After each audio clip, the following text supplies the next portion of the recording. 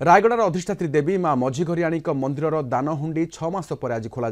स्थानीय तहसिलदार तत्वावधान में पुलिस कड़ा सुरक्षा बलय मध्य मंदिर परिचालना कमिटीर कर्मकर्ता उपस्थित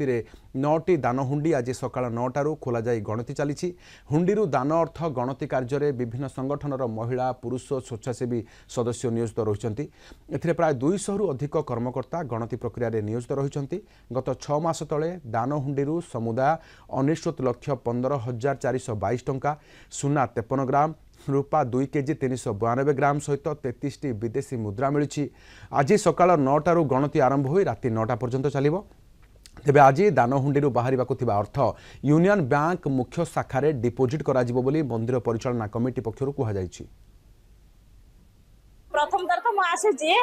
बहुत इच्छा थिला ना से इच्छा आज माँ को दया कृपारू आज पूर्ण है। आउ टाइम तो बहुत 4 घंटा 3 घंटा लगी पारे माने 4टा 3टा हो पारे मो अनुभूति हिसाब रे सेवा समस्त मिलू समस्ते माँ को सेवा लगे कि